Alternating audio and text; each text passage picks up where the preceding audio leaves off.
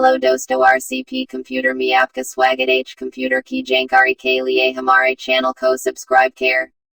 जानेंगे कि task bar क्या होता है और इसका उपयोग किस प्रकार से किया जाता है। तो कंप्यूटर के मॉनिटर में जो ये नीचे नीले रंग की पट्टी दिखाई देती है उसे टास्क बार कहते हैं। इसका प्रयोग हम कई प्रकार से कर सकते हैं। जैसे इस टास्क बार में हम अगर राइट क्लिक करते हैं तो इसमें कई सारे ऑप्शन आ रहे हैं।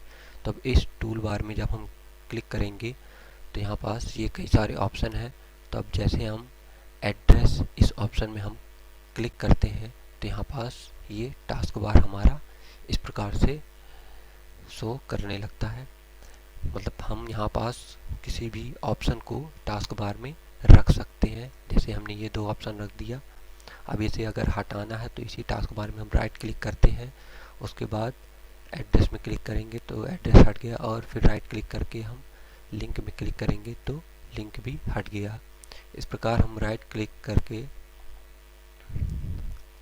टूल बार में जाकर अगर हम डेस्कटॉप ऑप्शन में क्लिक करते हैं तो यहाँ पास डेस्कटॉप ऑप्शन ये आ गया है। इसके बाद हम जैसे ही इस एरो के निशान में क्लिक करेंगे तो डेस्कटॉप में जो सारी चीज़ें रखी हुई हैं, जैसे ये डेस्कटॉप रखा हुआ है, इसमें कई सारे फाइल या फोल्डर रखे हुए हैं तो वो यहाँ भी शो होने लगते हैं।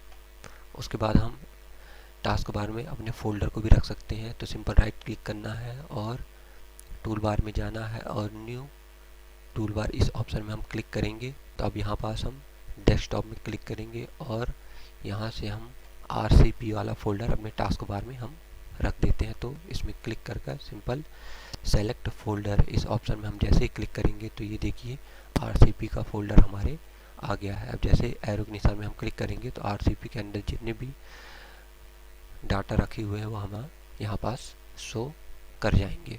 तो इस प्रकार से हम राइट क्लिक करके किसी भी फंक्शन को अपने डेस्कटॉप में यहाँ टास्क बार में रख सकते हैं। तो चलिए अभी इसे हम हटा देते हैं। जैसे डेस्कटॉप का हटाना है तो इसमें क्लिक किए, फिर उसके बाद हमें आरसीपी का हटाना है तो इस ऑप्शन में भी हम क्लिक कर देते हैं तो ये ऑप्शन हम हट गया।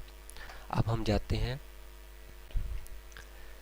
स्टार्ट टास्क मैनेजर इस ऑप्शन में हम जैसे ही क्लिक करेंगे तो यहाँ पास हम देखते हैं कि ये ऑप्शन आ गया है। जैसे एप्लीकेशन ऑप्शन है तो यहाँ पास एप्लीकेशन जो एप्लीकेशन रन हो रही है, जो भी एप्लीकेशन हमारी खुली हुई है वो यहाँ पास शो कर जाएगी। जैसे अभी सिंपल वीडियोस नाम का फोल्डर यहाँ पास खुला हुआ है तो यहाँ पास ये अगर हम गूगल खोलते हैं, गूगल क्रोम, तो ये हमारा यहाँ पास गूगल क्रोम, ये देखिए जैसे हमने ये खोल लिया तो अब हमारा ये टास्क मैनेजर में शो करेगा गूगल क्रोम। मतलब हमारे दो प्रोग्राम जो है ओपन है।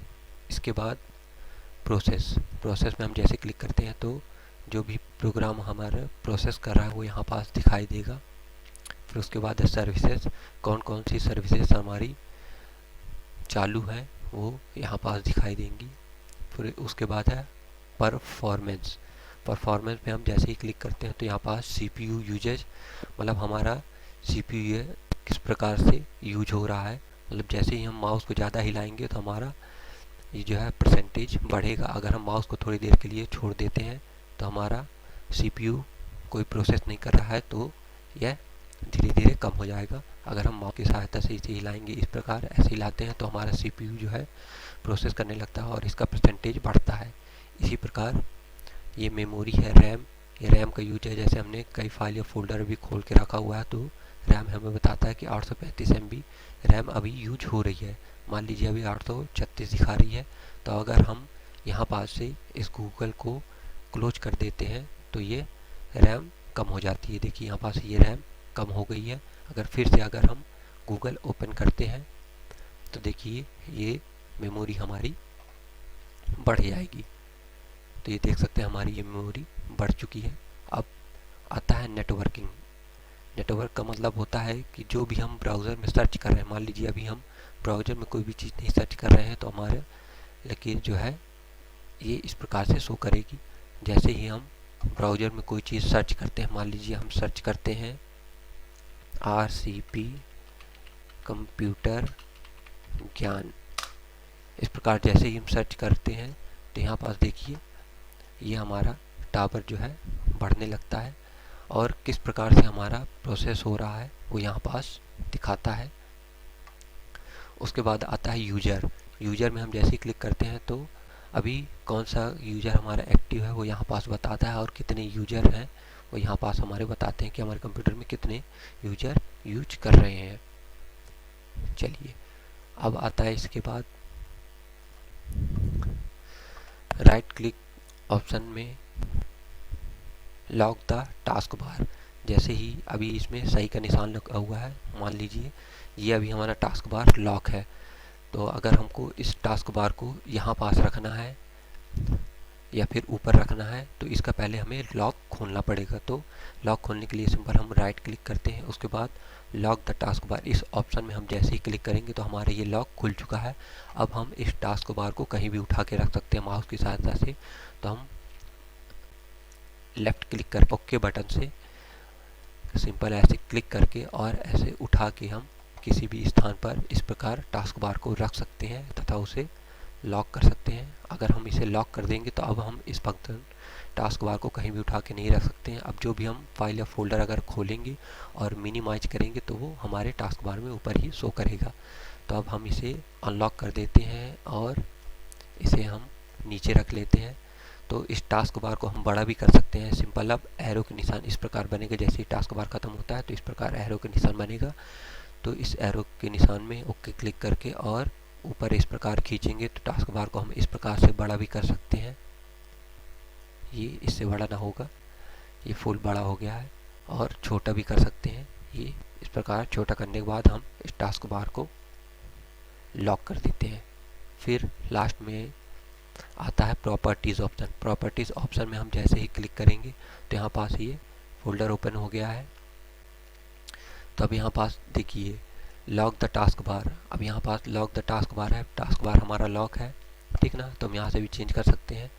और auto hide the task bar इस ऑप्शन में क्लिक करने के बाद जैसे ही हम अप्लाई में क्लिक करेंगे तो हमारा जो टास्क बार है वो हाइड हो चुका है। देखिए नीचे हाइड हो चुका है। जैसे हम माउस टास्क बार में ले जाते हैं तब हमारा शो करता है, वरना हाइड हो जाता है, ये इस प्रकार से।